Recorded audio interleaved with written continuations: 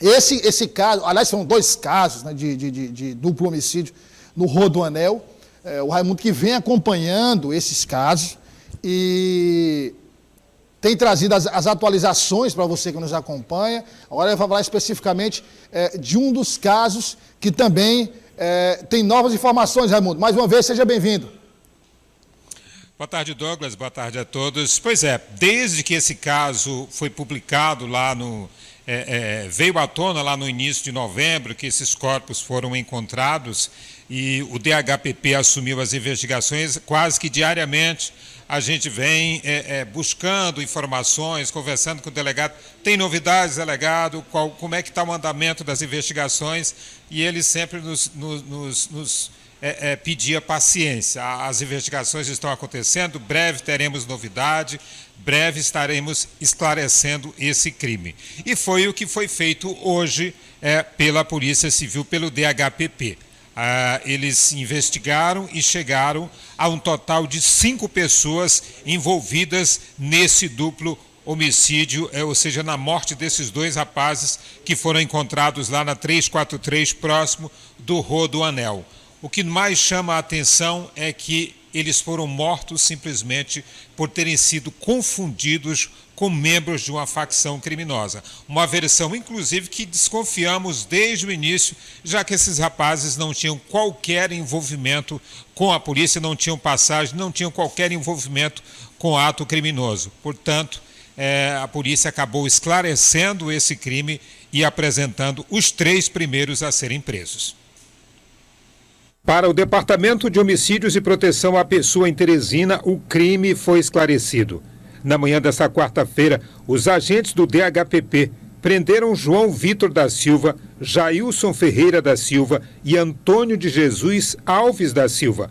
Eles são apontados pela Polícia Civil como os autores dos assassinatos de Alan Carlos Silva Rabelo, 24 anos, e Roniel de Souza D.O., 21 anos.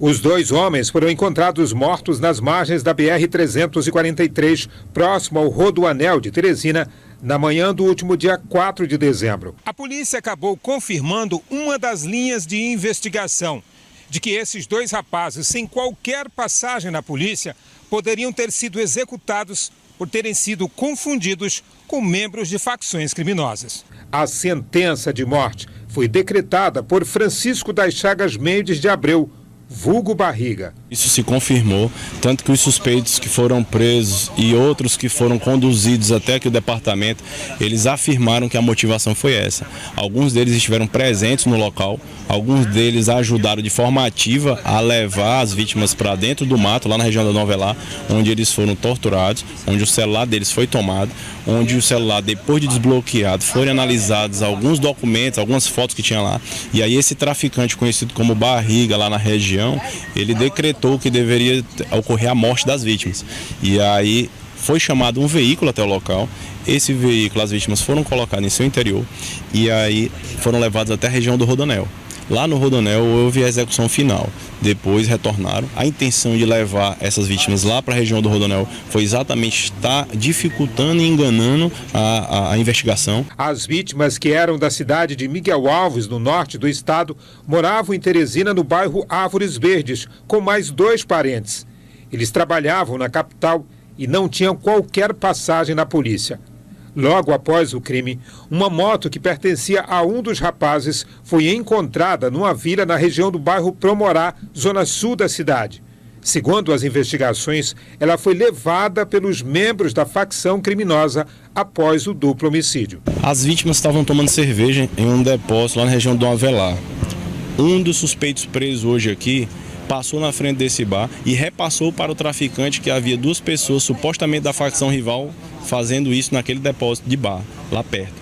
Então, quando eles saíram desse bar, eles foram abordados e aí a moto foi tomada no primeiro momento, ao mesmo tempo em que eles foram levados para o mato.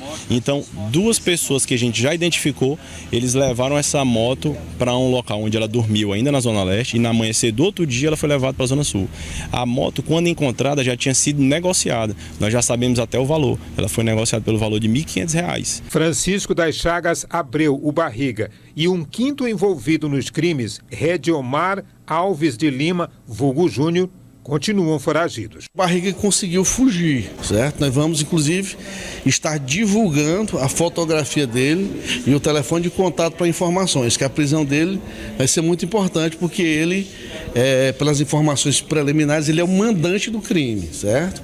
Então, as vítimas, infelizmente, foram confundidas com faccionados e foram mortas, né, vamos dizer, por engano, né?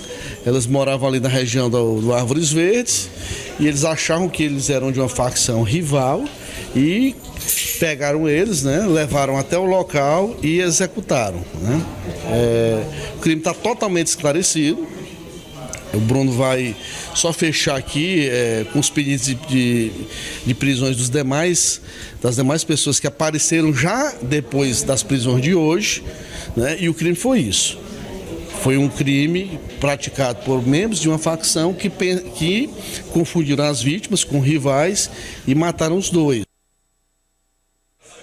Bom, os mandados de prisão do Barriga e do Redilmar já foram expedidos pela polícia e, inclusive, eles pedem a colaboração da população. Quem ver esses criminosos aí pela rua e puder ajudar na localização, a ligação é totalmente anônima e a população vai estar colaborando com o trabalho da polícia. Douglas.